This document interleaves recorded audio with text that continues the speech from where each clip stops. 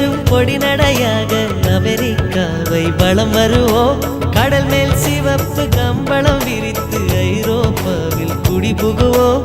நம் காதலை கவி பாடவே செல்லியின் வைரனின் கல்லறை தோக்கத்தை கலைத்திடுவோம்.